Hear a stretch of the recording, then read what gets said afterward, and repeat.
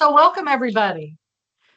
And we're so happy that you joined us today for the Midwest Urban Strategies Learning Lab.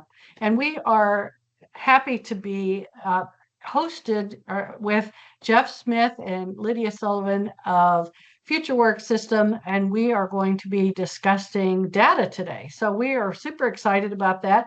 Well, this is our second session. Our very first session went very well, and you can check that out on our YouTube channel. So go to Midwest Urban Strategies YouTube channel, and you can see the recording for the first one. So I am Kelly Landaker, if I haven't had an opportunity to meet you yet, and I'm the Director of Membership and Learning at Midwest Urban Strategies. We're a membership organization, and we're dedicated to strengthening the workforce ecosystem. And our members include workforce boards, educational institutions, community organizations, employers, nonprofits, strategic partners who all share one goal. We want to build a stronger workforce system that creates opportunities for workers, employers, and communities. And one of the ways that we can do that is we bring people together to learn from one another and with one another. We believe that when one workforce board discovers something that works, the entire ecosystem benefits when that knowledge is shared. So that's why we're here today, and that's why we offer these learning labs. Today's session is especially timely because regardless of the changes that may be occurring nationally, one thing that remains true, good decisions require good data. Data isn't just about meeting reporting requirements. It's about understanding what's happening inside of our systems, asking better questions, and ultimately improving outcomes for the people we serve.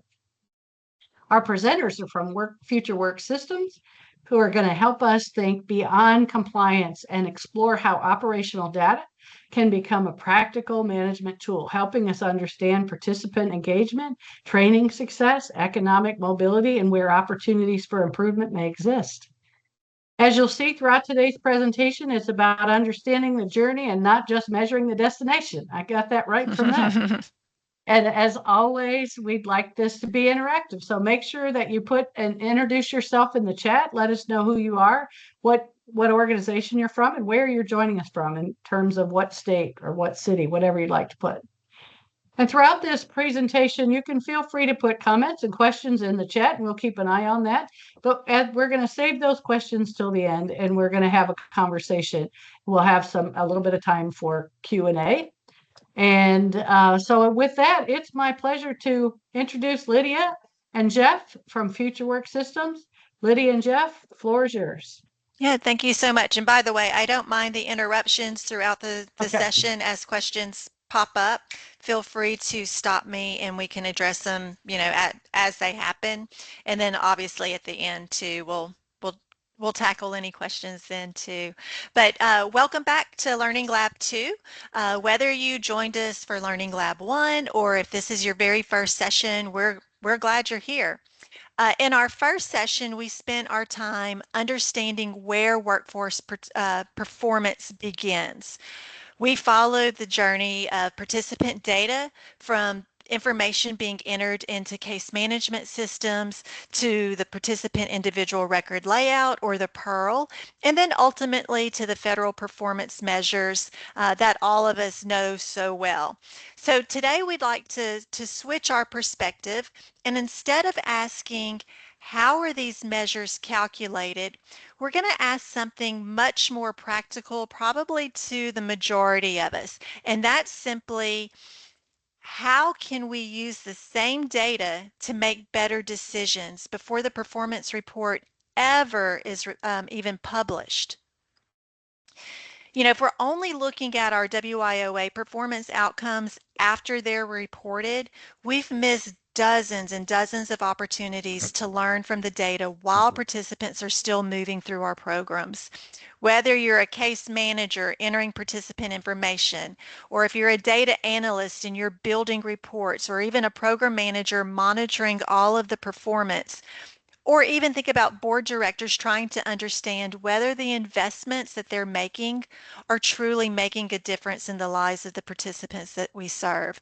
You all have something in common, regardless of the hat that you wear, and that's to use the same data, but likely you're asking a little bit of different questions when you're consuming that data. So today's session is about those questions. What else can this data tell us? So a little bit earlier, we used Menti kind of while we were waiting for folks to join us. So we're going to do that again. Before I show you anything, I'd like to hear from you. If you can answer one question about your workforce system using the data you're already collecting, what would that question be? Now, there's no right or wrong answer here, so think about the question you find yourself asking most often. It might be about participants. It could be about training, about your providers, the providers that are providing the training. Or maybe it's something that you've never quite been able to answer or figure out. So take a minute and share one question using your cell phone and that Mentimeter QR code. Scan it and then type in the question that you would have. So we're going to give that a minute, and while that's going on, I'm going to hop off camera just so it doesn't affect the presentation here. Okay, I was just going to say I'm not seeing any questions coming in, but now they're starting to pop up. Are we providing services that people actually want and need? Good.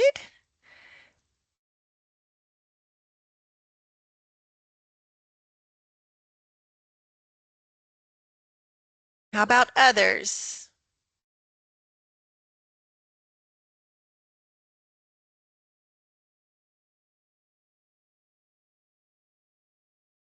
Give it a minute. I know it looks like 27 of us on, so we'll give it a minute and let you guys type in those questions. I know there's more than one that has got to be wondering about their data and those that they serve, the services that they provide.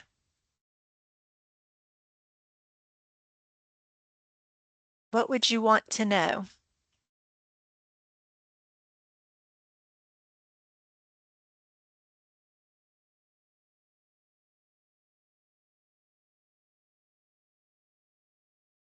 Yeah, I'm back to see now.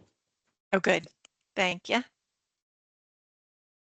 Any other questions that you would want to know?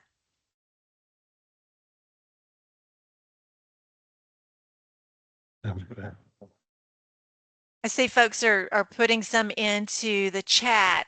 Maybe Menti isn't working and why they're not popping up.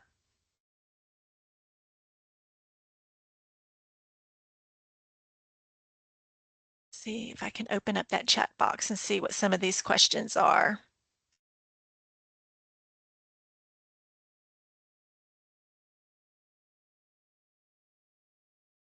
How well are we really doing? What are the trending programs? Mary, I see you said you put in a question, but it hasn't appeared. Go ahead and put it in the chat just so that we can take a look at it.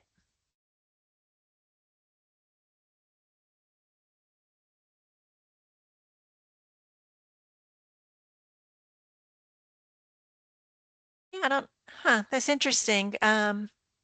I see a couple of you are now saying that it's not working. You've typed in your question and it's not popping up. I thought maybe getting off camera would help with a little bit of the bandwidth, but apparently that isn't the case. How are we affecting economic mobility in our region?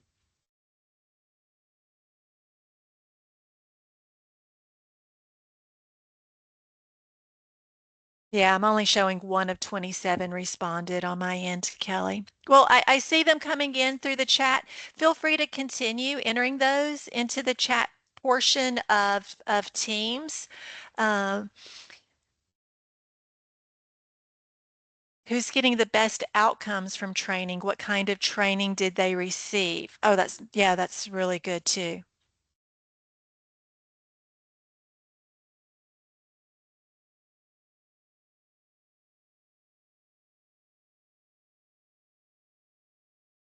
All right. Well, so the next piece of this would have been to to show you all of the questions and then let you start also putting in which ones do you have questions about too?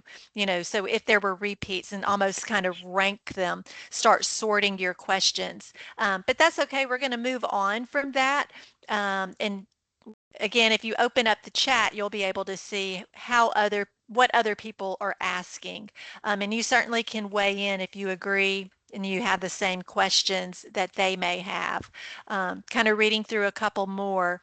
What combination of services consistently lead to lasting success? What percentage of people who walk through the doors participate in training, and how successfully are they meeting goals? All great questions. What I'm noticing about the questions that you're answering, or the questions that you're typing in, they aren't compliance related questions.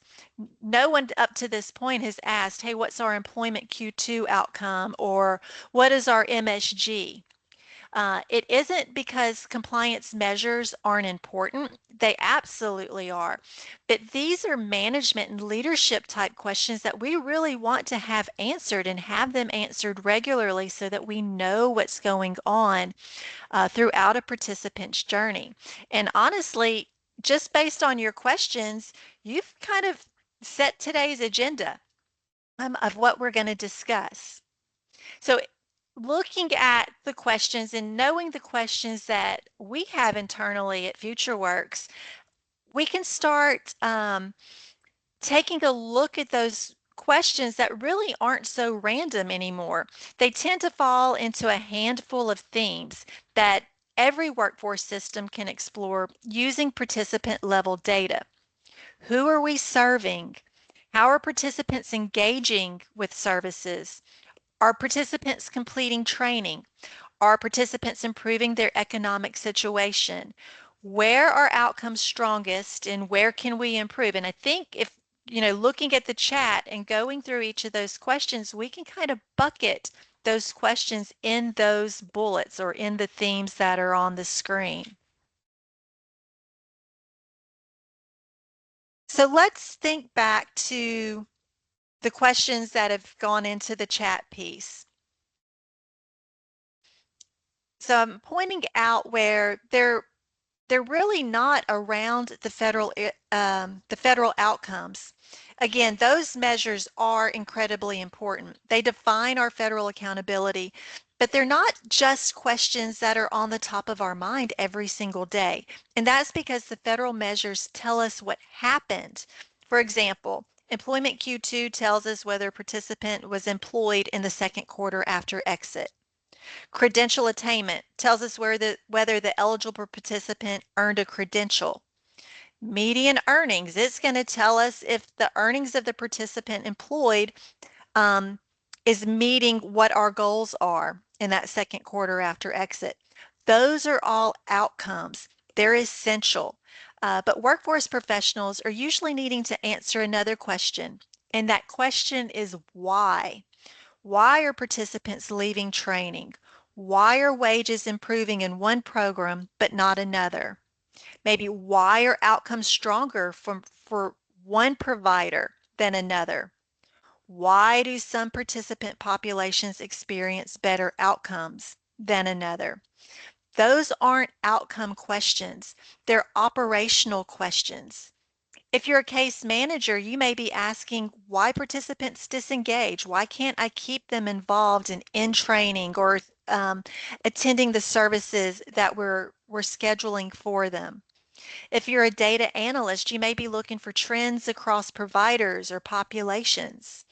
If you're a program manager, you're probably wondering whether your service strategy is working. Where do I need to make some tweaks? If you're a board director, you may be asking whether your investments are producing the outcomes you hoped for. All of these are different questions, but they can be answered by using the same set of data. It's probably worth repeating here. It's different questions, but you're able to use the same data source or the same set of data to answer all of these questions. And we're going to spend some time exploring those operational questions, not because they replace the federal measures, but because they help explain them.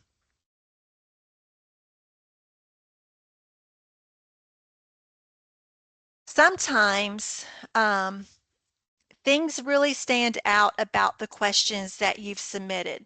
They're not questions about where we end up. They're questions about the journey. All those in between points that get us to that end point, to the federal measure accountability. It really makes me think about something that I think we all use. Some of you answered it already at the start while we were waiting for others to join, and that's a GPS. When I use a GPS, I'm certainly interested in arriving at my destination, but I don't wait until I get there to decide whether I'm on the right path. The GPS is helping me while I'm traveling. It tells me where I am at any point in time. It tells me if traffic is ahead, it's going to suggest alternate routes. It reminds me of the speed limit, thank goodness. And it recalculates if I make a wrong turn. It helps me make better decisions before I ever arrive to my destination. And our workforce data can do exactly the same thing. Federal performance measures are like reaching that final destination on our journey. They tell us where we arrived. And operational data is the GPS. It's going to help us understand what's happening while participants are still moving through the system. We want to use the GPS to navigate the journey instead of only evaluating the destination. So if all we ever look at is that final destination, those federal performance measures, we've really missed everything that's happening along the way. So let's answer one of the questions that someone identified, and that is wanting to know who it is that we're serving. I believe for myself personally that this is probably one of the most important questions to ask in our workforce system. Before we can ever begin to evaluate outcomes or compare providers or look at wages, talk about training, we really need to understand the participant behind the numbers. Who is that human being that we're serving? Who is behind those percentage outcomes? So I'm going to ask Jeff to transition over to Futureworks BI.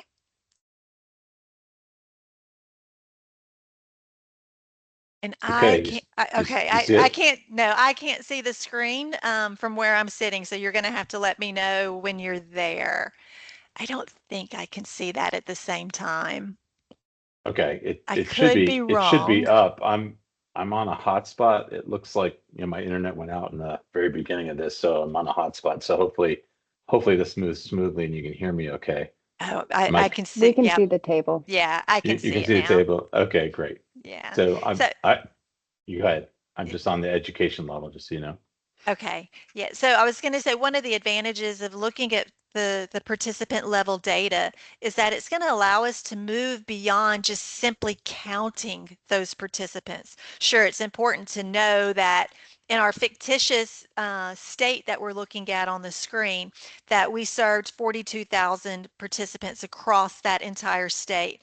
But that number really doesn't tell us a whole lot. So Jeff is going to dive in to understanding who those participants are. By the way, I saw a few people that registered, and you may be on from Connecticut. Some of these locations may look familiar, bodies of water in your state. So that's our fictitious state that we're looking at right now. So don't look at this data thinking that it may apply to you. It's totally again, a fictitious land made up of bodies of water. But one of the things that you may want to know about your participant is their educational background. What are they bringing to the table when they walk in your door? It tells us something about where your participants begin their journey, and it helps us to start understanding the types of services and supports that they may need to be successful. So Jeff, I'll let you take it away and kind of describe what we're seeing on the screen with that data. Yeah, we're just looking at the current served participants for this fictitious location by the education level at entry, which is one of the data points that's being collected. And so I can see that pretty much my secondary school diploma folks are the lion's share. My chart is a dead giveaway that they're the lion's share of this population of the 42,000. And then it kind of raised pretty evenly across all the spectrum. You can see up here, associates, bachelors. What's interesting is paying attention to this now. Well, we noticed that in the national data is actually we're seeing an uptick of people coming in the door with these degrees, this level. So paying attention to this can be really, really valuable to understand kind of what might be going on in the labor market. So it could be an early indicator of things changing out there. But I can, there's just so much data that's collected about the participants that we're working with. So these same people, I can just cut the data a little differently. So, I want to look at it by low income. So I'll just swap that out. So where I'm looking at education level now, it's just going to be by low income, and I can see how that breaks down. And I'm looking at not just I think I'm looking at everybody here. I'm not just looking at Title Yeah. One only. I'm looking at Title One, Title Three. So I'm looking at the population that's in the entire data set that is coming into the system. So that's why we see a difference. If I filtered by Title One, this would probably shift gears quite significantly, where we'd see the majority are going to be on low income. I And, can, and when we but look at the low income barrier, it's really helping us understand whether we're reaching the populations that WIOA was designed to prioritize. Are we hitting who needs our services the most? And clearly it's those with barriers to employment, but we know low income is a primary barrier to consider. So your data is going to tell you that. yeah, so I'll just, since we know low income is part of the barriers group, the barriers to employment dimension here is including all the different barriers that someone may have. And yeah, you can see that just looking across even the Title III population, there's more with barriers than not. And so using that timely serve data is very, very helpful to see just exactly who you're working with. And then certainly by looking at it across time. So in this case, certainly I can look back to another prior program year. Say I just grab 24, for instance, since I'm almost done with 25, right? Or actually I am done with 25. Yeah. I can see that back in 24, actually it's a similar kind of balance, if you will. So without having to do any complicated trend line, I can actually get some insight into kind of how that might be trending. Certainly I can get all sorts of fancy with the trending if I wanted to, but nonetheless, I just shift gears like that and get insight into what happened in the past, because we know that those folks are probably going to be in the exit cohorts of the metrics, some of the metrics that are actually surfacing this program year. Would you mind swapping one more and let's take a look at the NAICS pre Yeah, good so one. that we can take a look at the industries where the participants are coming from. And that's really going to give us some insight into the local economy. It helps us understand where workers are transitioning from. Yeah, that's a good data point because it's coming directly from wage data. So, and then we also have the same NAICS, industry sector data when they exit and find employment. So you actually have the ability to map kind of where people came from and then where did they end up from a sector analysis standpoint. So it looks like it's pretty much for my fictitious location all over the place. Yeah, every participant is going to bring a story into the workforce system before they ever receive their first service. And we're seeing all of those pieces of information that Jeff showed us is coming at enrollment before the very first service is ever provided to the participant. So that participant level data helps us really understand those stories, not only as individuals, but as populations. So for board leadership at this point, these insights are helping you understand whether you're reaching the populations or the communities that need us to serve them. For program managers, it's going to help you determine whether the services are aligned with your participants' needs. I know that was one of the questions that was in the chat. Are we serving those who are most in need? And for the frontline staff, it's a great reminder here. And when I think back to what we covered in Lab 1, it's a reminder that every field that's being entered into the case management system becomes part of a much larger story about the people that we serve. So before you start, really any journey, your GPS needs to know where you're starting. Workforce data works in the same way. Hopefully we're illustrating that here. Understanding who we're serving is establishing our starting point, and it's providing the context for every decision and every outcome that's going to follow. So knowing who we're serving is the very first step. The next question is going to be, how are they engaging with our services? So let me move to the next slide here. There we go. So once we understand who our participants are, the next question becomes, what happens after they enter the workforce system?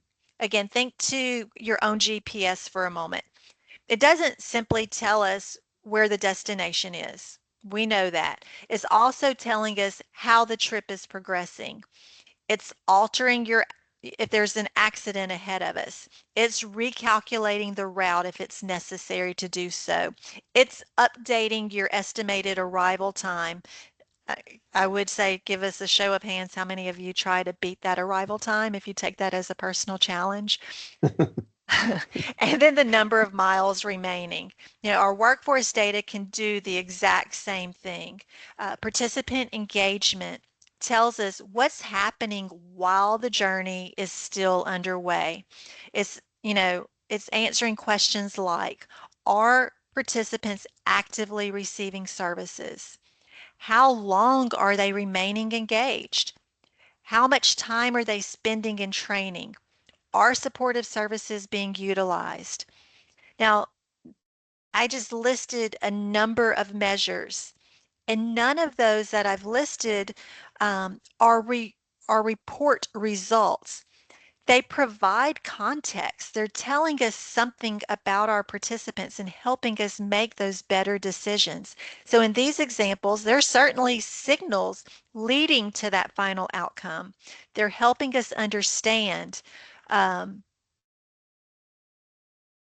they're helping us understand whether the participants are progressing through the program as it's intended.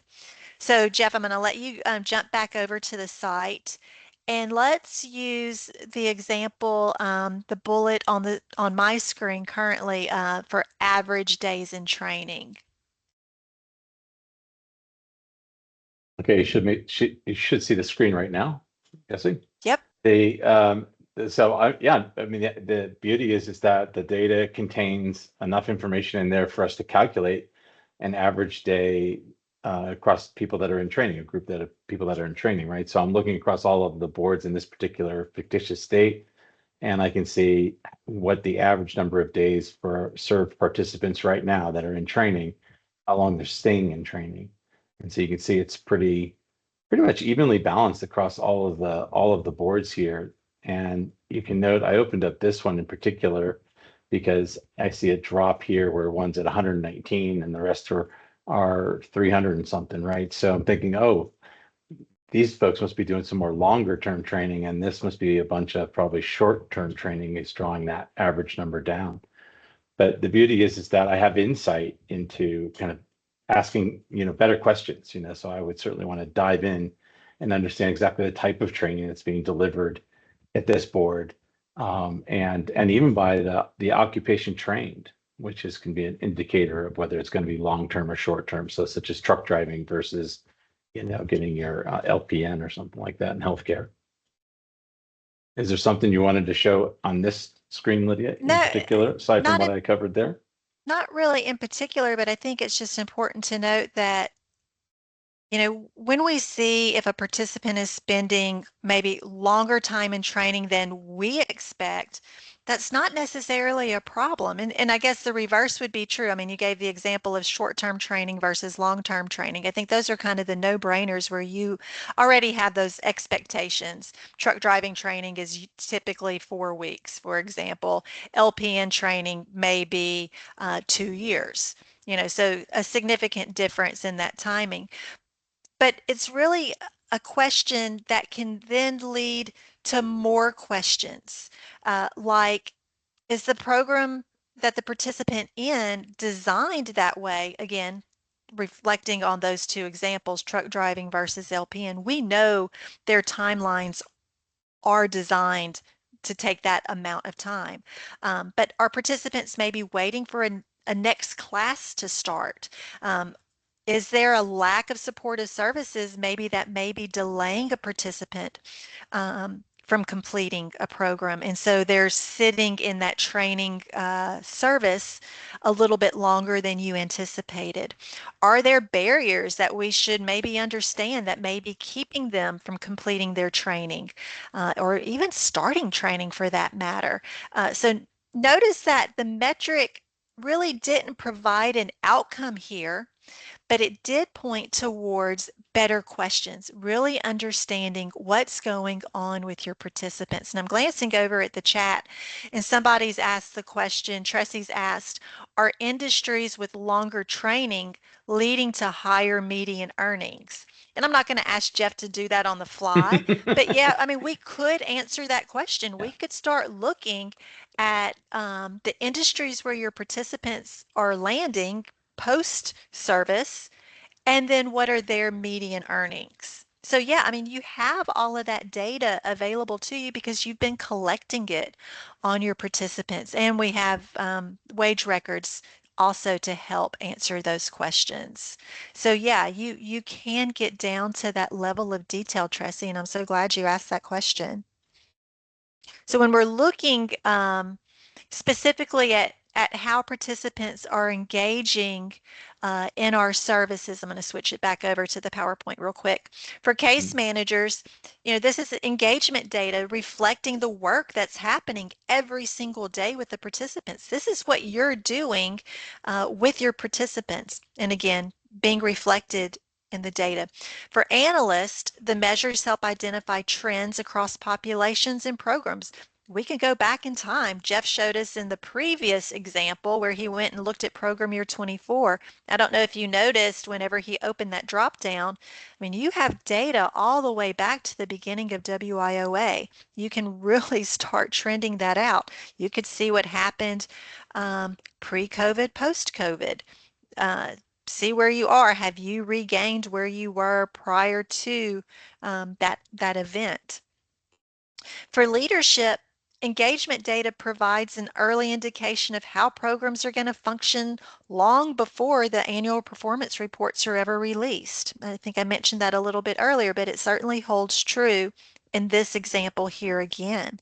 So the GPS isn't waiting until you reach the destination to tell you if something's changed. It's alerting you while you're still traveling, and the participant engagement data serves that same purpose. It gives us information while there's still an opportunity to start adjusting the route for your participants. One of the most important places we can apply that thinking is specifically tied to training. We know training outcomes begin long before the credential is ever earned. So in this next slide, click on it. There we go. One of the largest investments that workforce systems make is in training. Whether we're talking about tuition or supportive services, case management, or staff time, training represents a significant investment. But not only of the public resources, but also on the participants themselves. They're investing their time. They may be rearranging work schedules. Maybe they are still working part-time or PRN, if you will, and they're having to rearrange work schedules. They may have to be arranging childcare, transportation. Some leave their employment just to pursue new opportunities, better opportunities. Others return to the classroom for the first time after years of being away.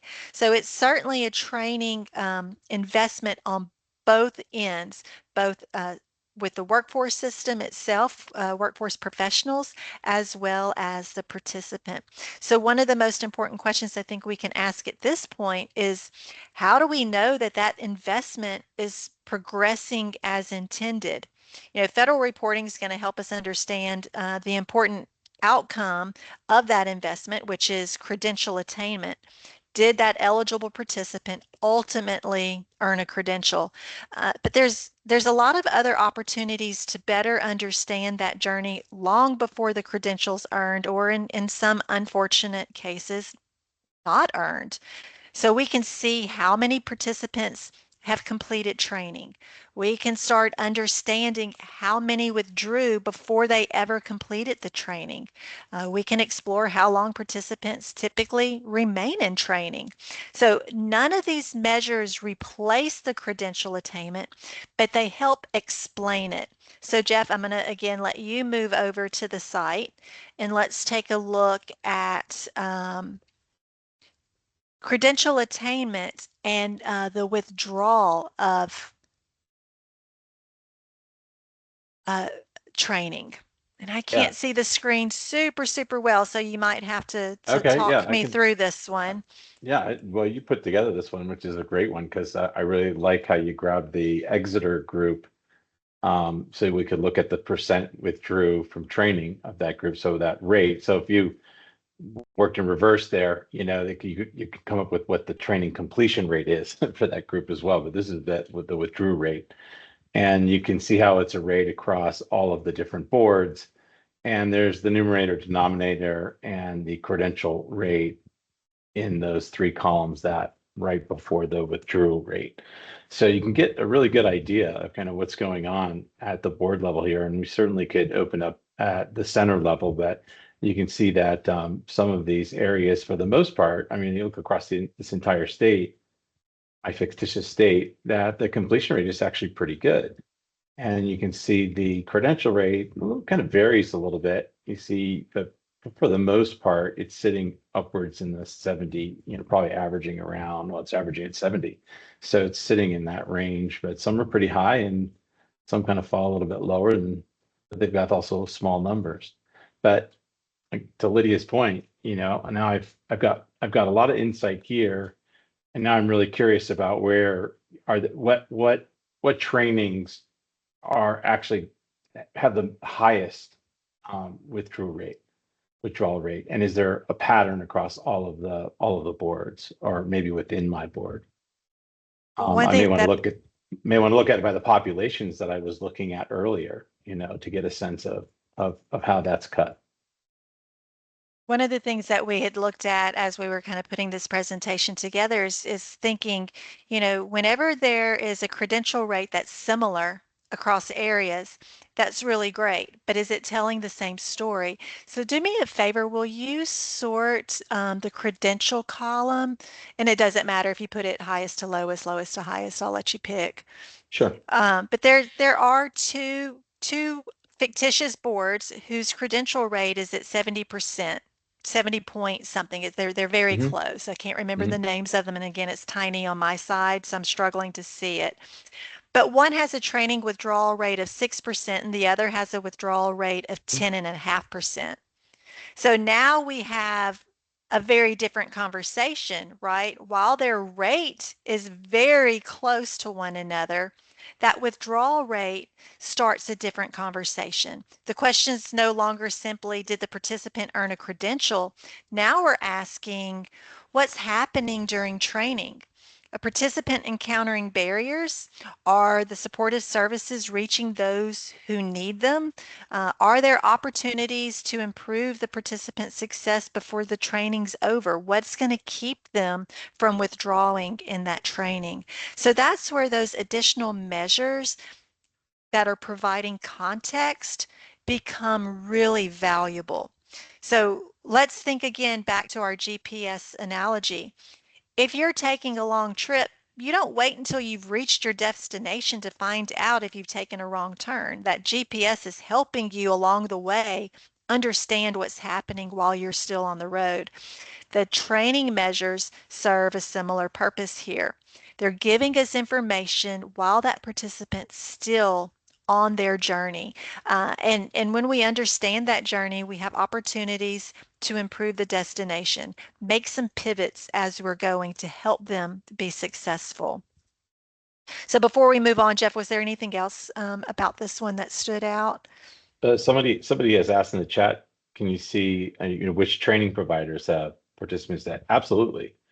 So we certainly could just filter by a training provider that I'm interested in, particularly if it's a training provider that's actually working across multiple boards. So I can do that, or look at it by a group of training providers. It's really up to me. But yeah, that level of detail is absolutely in the data to be able to see. And Yeah, I then think that's and the comment that followed was, I don't need to see, I'm just curious. And that's actually really a good thing because that's part of the success of leveraging or using data to any capacities. You just have to have a raw sense of curiosity, right? I mean, that's really going to be the driving force of you wanting to say, okay, I see that 10% here for this guy. Let me dig in deeper, and I got to be curious to do that, right? So Yeah, you're right. anyone who has worked with me has heard me say probably more times than they can count, let curiosity be your guide. And that's certainly true here. And that's exactly what Carrie did. You know, she's now curious, um, or they're curious about the providers. And I will add one more thing. I mean, not only are you knowing who your providers are, but you're collecting what programs they're training your participants in. So if you wanted to even break this down, Carrie, down to um, all of my CDL providers, where am I seeing the withdrawals? What are their credential rate? What's that denominator? How many people receive training from each one of those providers? You can get down to that granular level. If I wanted to know about healthcare, not only can I answer that question about healthcare as an ONET code, I can drill into that second level of the ONET code down to um, the type of healthcare occupations. So you can get really granular because you've collected all of this information on your participants. So let me circle back to round to the case managers that are with us. You know, this is one of the big pieces of why entering this data exactly and consistently is so important so that you can answer all of these curiosity questions to improve your programs, why that's so important. All right, so let's continue the journey. I'm going to go back and share my screen. Ultimately, our goal isn't simply to help our participants complete training. Our goal is to help the participants improve their economic future, which is kind of leading us into the next slide. There we go. So as workforce professionals, we all share that same goal. It's not simply to help participants complete training. It's not simply to help them earn a credential. It's to help them improve their lives. And one of the ways we can begin to understand that impact is really looking at the participants' earnings. The federal performance indicators include median earnings in the second quarter after exit. I'm sure we're all familiar with that measure. And it is an important measure because it tells us what participants are earning after they left the program. But often I find myself wanting to answer another question, and that's where did they start? So Jeff, now that we've got kind of the bullet points up on the screen, I'm going to let you transition back to the site and let's look at the participant level data. That's going to give us an opportunity to look beyond a single point in time. Sure, we can compare wages before the participant, before participation with wages after participation. So it's kind of letting us know, did we move the needle while the participant was receiving services? And I'll let you take it away from here. Oops, sorry, I was muted there. The earnings change measure for those that were around during WIA days was a required indicator, and it's really the indicator is calculated like this, which is we basically find who found employment in the first quarter after they left the program, and then we look at, since we collect their pre-wage information, we compare the second and third quarter of their pre-wage against subtracting it against their second and third quarter post-wage data. And that's how we come up with an earnings change number. So we come up with an average earnings change for a population of people. So I'm looking across all of the boards in my fictitious states for the adult and dislocated worker population. So here's my denominator of my average earnings measure, earnings change measure. And so I can see how many people we're talking about, and then what the change is. And you'll note that some are here in in this blank group. This 8 happens to be in the negative. Whenever we see a negative, is an indicator that dislocated workers were not finding replacement income, so they would naturally bring that number down towards into the negative. Adults typically bring that number in the positive. So you can see how it kind of arrays across differently across the boards. Certainly, we've got bigger numbers here, so you're going to pay attention to those volumes. But I mean, this one's a dead standout to me, even though there's 31, but there's certainly a number of them that, and in that average, they're driving that number way up. But for the most part, the change is positive across all of the boards. And where it's not, I probably want to isolate this group by adult and dislocated worker, keep them separate so I could see just how many dislocated workers I have, because maybe I have more that are really pulling that number down. But back in WIA days, I can tell you that we saw more negatives than we saw positives under WIOA, which is interesting. So the trend has always been moving in this very positive direction. But this is a very excellent metric, particularly now with the return on investment discussions that everyone's really wanting to have. And like we were doing earlier, asking it by certain slices of the population that we're serving, the characteristics, et cetera. We have all that data at our disposal to really kind of cut that earnings change metric down a little further to get some deeper insight.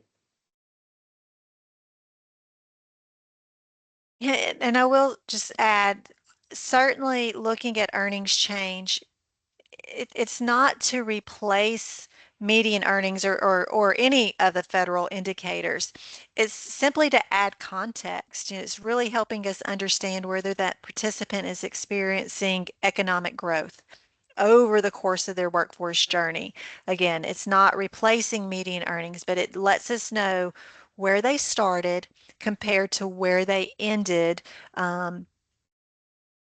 after they received WIOA services. I'm looking at the chat, and Tracy is so spot on with her comment that she added. She says, "You must always remember, though, data can provide insight, but as the services are human, there's always nuances." And you're absolutely right. And I think that's part of the story. The data is going to tell you a big piece of the story, but there's always the human element behind it. And we want to be very sensitive to that. Case notes are going to go so far in telling that story. I think that's the other piece of not only entering the data points that we need, but keeping those case notes up to date and understanding what's going on with the individual behind that data is super, super important. Another comment also that she added or question, separate from WIOA performance and looking to more internal KPIs, wouldn't you want to separate unemployed pre-wage to not skew the percentage increase? Yes, you could. Yeah, absolutely. You want to cut that so you could look at them separate for sure. Particularly if you're talking about the return on investment.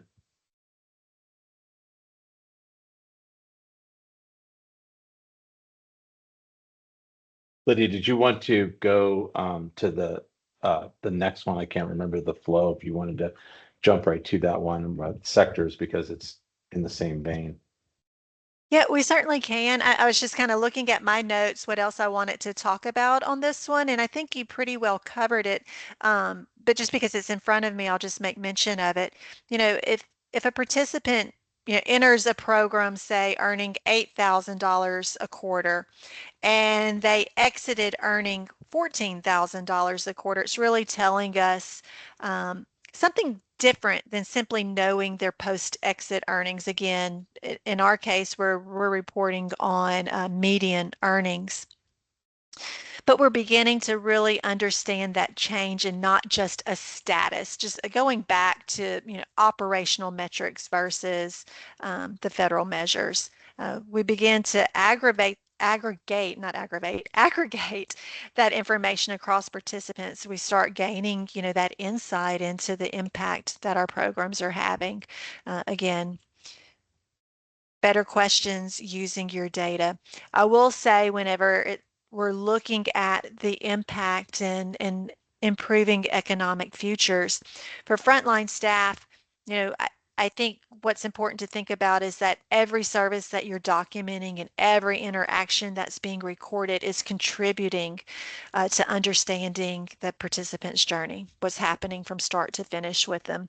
On the analyst side of things, the measures helping us identify the trends again across the program's providers, industries, and the participant populations. I mean, if we wanted to break it down by race and ethnicity, if we wanted to break it down by age, if we wanted to break it down by the sex of our participants, male, female, those that didn't disclose, we certainly could do that. And an analyst may be interested in seeing it broken down that way. And then for our leadership, it's providing another lens for evaluating whether the workforce investments are improving participants' economic futures. Are we changing lives here? Tying it back to the GPS, it doesn't only just tell us that we've arrived, it's reminding us where we started, that pre-wage in this case. And sometimes the distance traveled really is going to tell us more meaningful stories than the destination alone. I think particularly now that we've just ended a program year, we're going to start looking at annual reports and narratives. And certainly this is a narrative where we can speak to where did the participants start?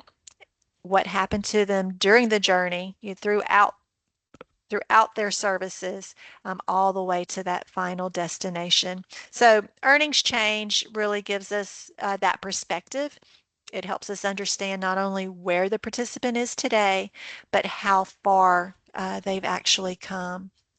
So up till now, we've been asking who it is that we're serving, how the participants are engaging, are they progressing, and their economic future, is it improving? So understanding individual participant journeys is incredibly valuable, but participant level data becomes even more powerful when we begin looking at those patterns across the populations that we serve, the system as a whole. Where are their outcomes? Where are we seeing the strongest outcomes, I should say? Where do they vary? And can we learn from those differences? So I think, Jeff, that's where you were going, kind of really zooming out, and how do those outcomes vary across providers and locations, industries, those participant populations. While we're here, I'll let you show that, and I'll jump then to the PowerPoint to see the bullets. Yeah, I just happen to now just get location out, and I'm looking at my fictitious state across industry sectors, and I'm just looking at that same earnings change number to see how that, where the volume is. Certainly is clearly healthcare, admin support, accommodation, food services seem to be a high number, manufacturing, and I can see that earnings change value. Then I can see retail trade at 98. It's got the average earnings change is a negative. Transportation, warehousing, that's typically truck drivers, but I can, the data allows us to go so deep that we can really open up these to go a little bit more granular to see how that earnings change is impacted, how that metric's impacted. I can go down 3 levels here. So we can really get granular at looking at that. And now, this is such a big focal point in everybody's dialogue, and even in the dialogue coming out of Congress, it's, this push on real sector strategy focus, and so being able to see what's happening now in the system with the data that's already being collected gives us insight into what might be coming our way as far as a focal point that our stakeholders have in understanding, engaging the success of the system. So Lydia, I don't know if you can see this. The thing that also I'll point out, because it's not, like Lydia is saying, the GPS is only as good as the data the GPS has. And if it is missing pieces of the data, so if it's not, being collected accurately, that's a problem with the GPS, right? Or if it's just missing information. And every time we see an NA, we see volume in there. Like when I was looking at that prior view and I did it by race and ethnicity, I noticed that there was a large number of people that weren't answering that question. So I don't know where they fall in race and ethnicity, but the earnings change number was strong, it was kind of high. So there's a large portion of them that if I knew that information, I can map that information, then I might have a better sense of equity there. What's going on among that particular characteristic. But without it, I'm a little blind, and so it really underscores kind of some of the missing things that by looking at the data you can discover that, oh, okay, yeah, the road is narrow, but how narrow, I'm not so sure. So that NA and the kind of stuff that's missing can be spotted and then corrected, right? Yeah, put a focal point on making sure we have it. In this case, with industry sector data, in this particular one, where they've got 36 here, it's really out of my control because it's coming from the UI system. But when I'm telling a story to stakeholders, if this number was really significant and it was balancing it more in the unknown category or territory, I'd have to tell my stakeholders, I can tell you this part of the story, but I'm missing a big part of the story because the UI system hasn't been updated to collect this data, a certain way or better or whatever. Yeah. I was looking at the chat. I don't see anyone asking any questions or inserting any comments, but feel free to do that. When I start looking at all of the data that's combined and that you're sharing, I think particularly looking at it by location in particular, folks may start thinking, oh, we're creating winners and losers. Look at this area and their earnings change, or how many they served, that sort of thing. The goal isn't really to create that. The goal for us is to become curious, and what we can learn from locations achieving consistently those strong outcomes. Are there practices that could be shared across the board? Are participant populations different between boards, for example? Are service strategies different? Again, it's not looking for winners and losers. How can we better support one another? You even need to really consider the labor market conditions. What's influencing those results? So there's a lot that's at play here, and kind of going back to the earlier comment from Carrie, be curious, dive a little bit deeper, ask better questions with your data. I'm looking at the clock and we're really further ahead of schedule than I thought we would be. So please ask as many questions, and we can put Jeff on the spot here to start creating some live examples of using our fictitious location here. Just again, letting curiosity be your guide. Since I'm on it.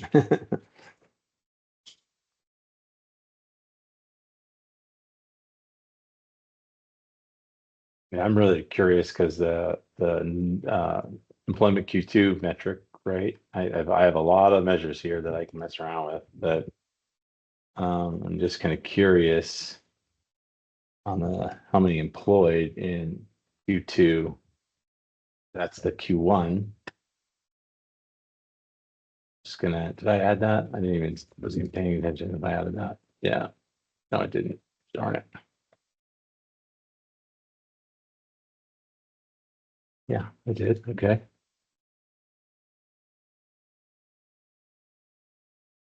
Aha. Okay. So it's not a rate, it's a volume again. I'm just going to spot checking. These people are getting a metric that's not required, right? Now I'm spot checking it against the number employed in the Q2 employment Q2 metric that's being reported for program year to date for PY25. I'm not sure how, I think I'm reporting up until the end of the third quarter for this particular set. So I'm not looking at a complete program year, but I can switch to another program year if I wanted to, or multiples. Yeah, this will give you an idea of an entire program year. And then Final reporting. I'm just looking at the adult and dislocated worker group. If we just let's just look at it for those that receive training, right? So let's just isolate the training population of that group and see how that changes. So we'll keep an eye on these numbers down here. Oh, wow, look at that.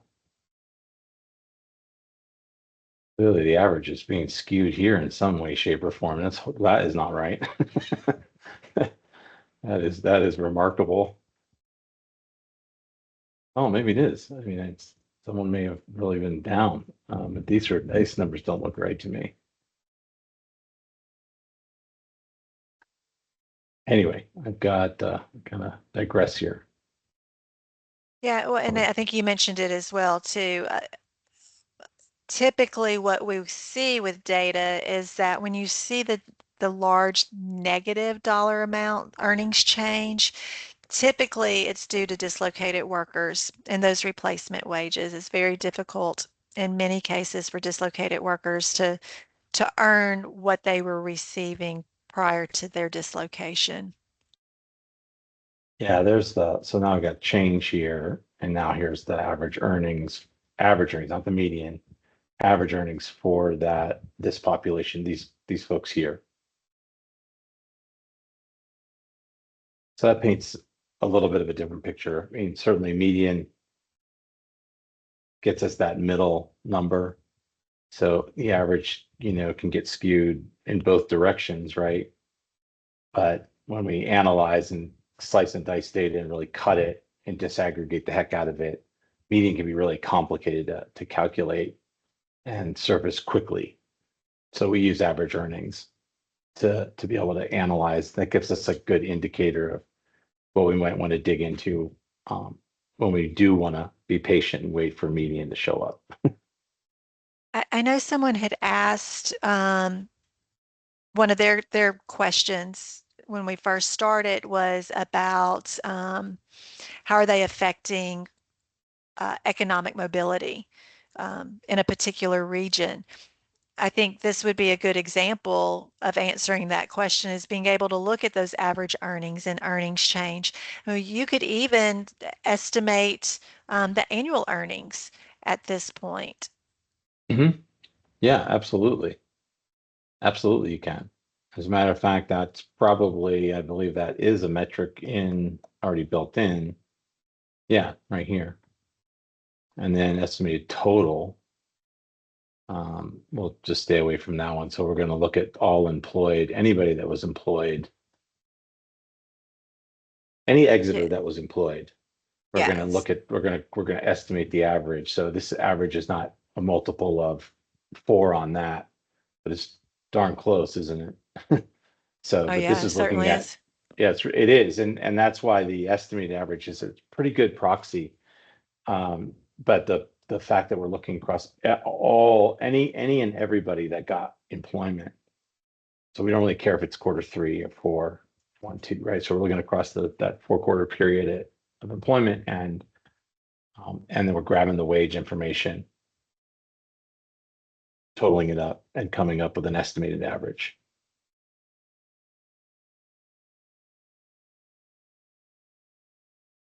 Yeah, that's pretty powerful. Yeah, anyway, you can go on. I don't think I have anything. I should have saved some fancier ones up here, huh? But I think don't want to lose anybody. Yeah, the earnings change is really a nice metric to work with. Yeah, absolutely is. And again, if anyone would like to see, again, letting curiosity be your guide, how it may shake out, again, knowing that we're using a fictitious location here, but if you're curious of what it would look like to answer a specific question that you may have, we certainly can build it on the fly. Uh, and I would just encourage you to think of everything that you're collecting on your participants, what we know about them. It's thousands and thousands of pieces of information. Um, Feel free to plug those in.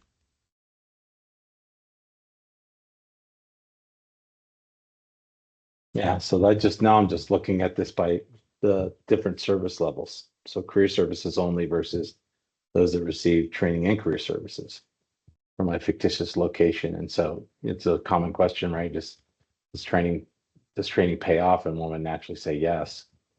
If I'm looking at the adult DW population still. So Yeah, we're not looking at youth at all. It's just adult and dislocated worker. And I love this view just as kind of a starting point whenever I'm looking at data. But it definitely speaks to training working whenever we start looking at earnings in particular. yep, absolutely. And I should put a required metric on. So I'll put the employment Q2 metric on. You got a ton of stuff in here I can do, but let's just keep it pretty simple here. Yeah, okay, there's the employment rate. So yeah, better, right? Yeah, I and just, and there's always something that speaks to that combination. While training solo, a participant jumping straight to training without receiving career services is allowable. Even then, we still tend to see across the country that the combination of training and career services, when they're bundled together, we see far better outcomes than when it's just career services or just training services. somebody asked for age group. There we go. Yeah, what about putting an age and how does that earnings change differ between age groups? Yeah, so just quickly, a couple clicks Yes. using data can answer that question. Yeah, you can see pretty much probably no surprise, right? The majority of people fall within this group here. Uh, this group, Yeah. lower employment Q2. Yeah. I think it's important too to keep in mind, like the 16 to 18-year-old group in particular, may not necessarily be that they've earned wages, that they've gone to work. It could be that they're in post-secondary education. Um, that's attributing to that employment Q2 rate. So while their earnings may be lower, keep in mind that they may be in education, and that's what's getting that up. I just nested sex in there. So you see by male, female, or did not self-identify. I can see how that breaks out. Yeah, this is those, the really the limit, the limit to you're really not limited to the questions that you can answer. I don't think anyone's asked a question where I've said, oh no, that's a data point we don't collect, or it's just not collected. The Pearl collects, this stores a lot of information in it. And so it pretty much can answer just about any question anybody's going to come up with. The challenge is always, kind of the timeliness of that answer, right? So if somebody says, well, I want to know how many people got jobs now. Well, you might be able to tell them because we record it at exit. Maybe you're recording it at exit, but it's not an official report, right? It's not the official number until we wait for that wage data to come in to tell us that that's the official event, right? And that we can now report that out as employment.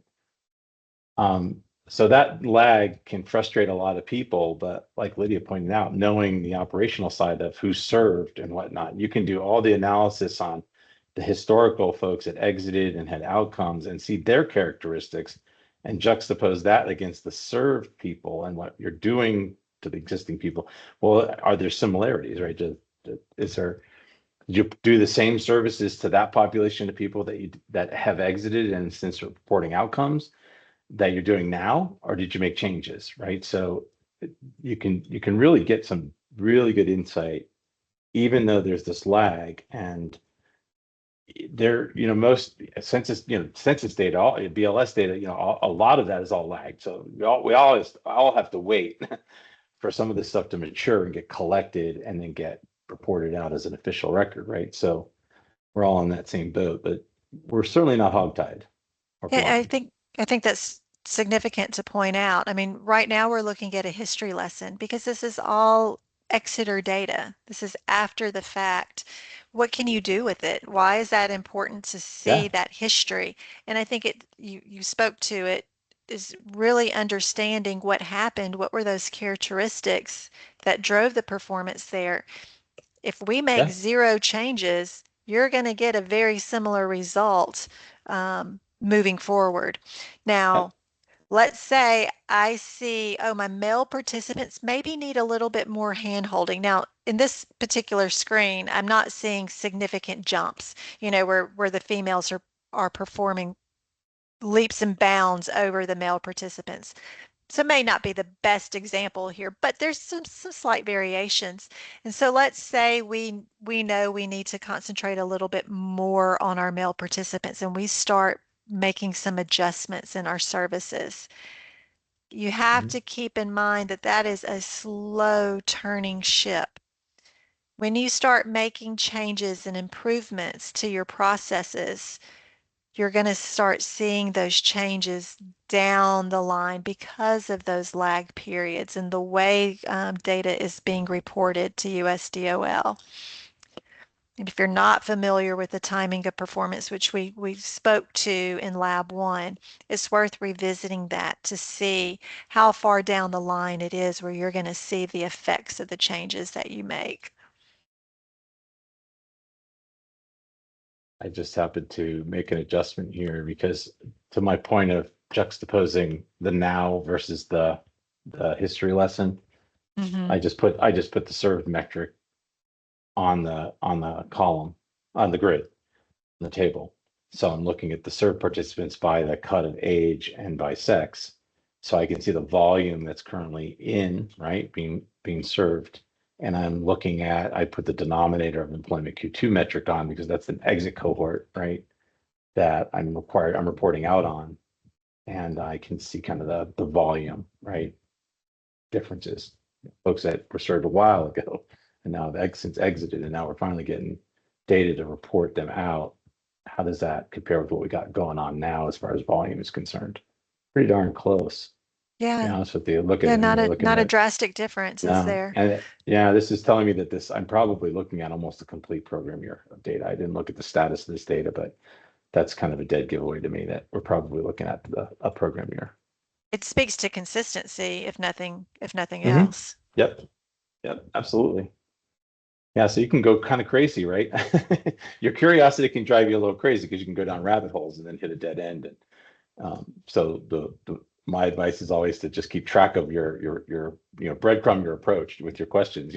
Each question is a little breadcrumb, and keep track of that, and then and what made you steer in that direction. So keeping your story, intact as your curiosity gets the best of you is probably the biggest challenge among compared to any other challenge that might come your way. I'm going to pause again. I don't see anything else coming in as far as the chat. Kelly, any questions that you may have, kind of your curiosity at the MUS level that you'd like to see? I think any kind of data that helps us identify success and then certainly gaps and things like that absolutely matter. So I really, I don't have a particular question, but I appreciate the questions that have been posed so far. And so that we can, really make sure we're leveraging data the best we absolutely can to tell our story appropriately. The beauty too is that then since this data becomes public record, so the national data set, everything that I'm doing here for my fictitious location and doing this analysis, and maybe I came from a regional meeting where a director was sharing their experience, but they happen to be in another state. What can I poke my head in, under the covers there and look and see what they've got going on? And I can, because of that national data availability. So I could create this exact same thing that I'm looking here from my location against my neighbor in another state, or maybe a collection of them. And I can actually identify best practices. I may see them serving a volume of veterans that are just maybe I'm detecting a trend where they're just serving a lot of veterans over time. So they clearly have something going on, and I might want to pick up the phone and find out what do you got cooking over there, because you're getting great outcomes for your vets, and your service volume is there. So you really can leverage the data to kind of look beyond the boundaries of your area. Mhm. And particularly now where regional focus is, it's not necessarily just board now, right? It's a collection of boards in a lot of state that will make up a region. Being able to look at the data through the regional lens and tell the regional story becomes that much more powerful, right? Because then those regions are typically defined by labor markets. And then you combine that with the labor market data, in that region story, that becomes a very, very powerful employer side of the story, right? So I know when we do analysis on training, we like to look at the real employer heavy training, customized training, the apprenticeship stuff. We want to isolate those types of training, which helps us tell that employer story. So you can imagine, combine that with looking at a regional focus, you have a really, really powerful story to tell. And then at the same time, you can just go all the way down to your own area. Keep that story, or just disaggregate that story to your own area.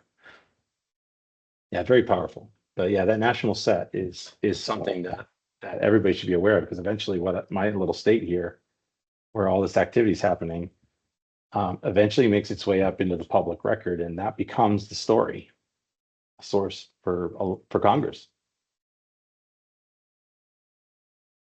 Absolutely. I didn't show the final slide as far as the data view that you built off of, but here are some of the bullets of just an idea of the ways you could start slicing that data, geographic area, workforce centers, training providers, industry sectors, participant populations, which speaks to like the demographics, for example, or characteristics, and even breaking it down by program year. Yeah, the trend analysis is just so important now, particularly with the reauthorization conversations and funding conversations that have been going on.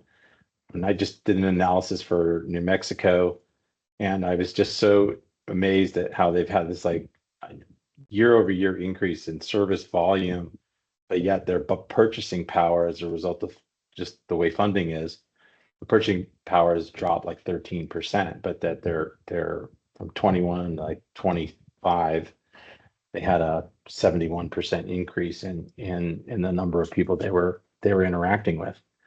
So those program year trends right now are just, that national set allows you to do that. So that ability to see those trends and tell that story in the context of, here's how much you've invested in me, is super, super powerful. So just to tie a nice little bow around this package of Lab 2, every measure has a purpose. I think that's kind of the whole point of this particular lab, is really understanding that every measure has a purpose. Some of them are evaluating outcomes, some of them are providing context to us, and others really help us monitor participant engagement and progress along the way. So individually, each measure is telling us something, but together they tell us a true story that helps us understand not only how we performed, but why, and where we have opportunities to improve. The destination, those federal performance measures are always going to matter. Uh, they're significant and super, super important. But when we start understanding the journey that a participant is taking along the way, we're in a much better position to help more participants successfully reach that destination. I will say in our final Learning Lab, we're going to build on everything that we've discussed in Learning Lab 1 and 2, what we discussed today, really explore how to transform those insights into compelling stories that communicate workforce impact to boards and policymakers, our partners, and communities that we serve. Kelly, I'm sure you've got some closing thoughts or comments, but I'm going to stop at this point and say thank you. And both Jeff and I look forward to seeing you again in Learning Lab 3.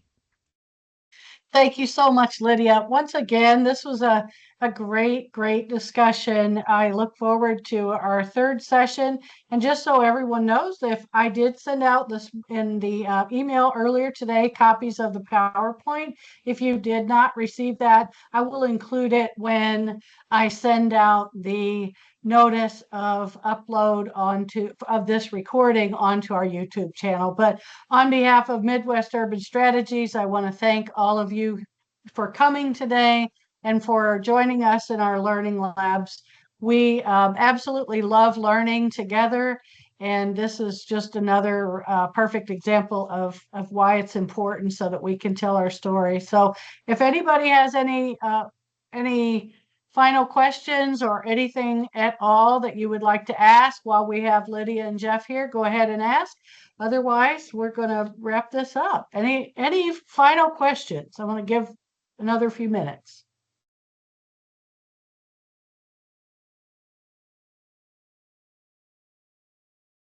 Hearing none, I'm guessing that we have covered the information thoroughly. And thank you so much. And I look forward to seeing you next time. Take care. Thanks, Thanks, Kelly. everyone. Thanks, Kelly. Bye-bye.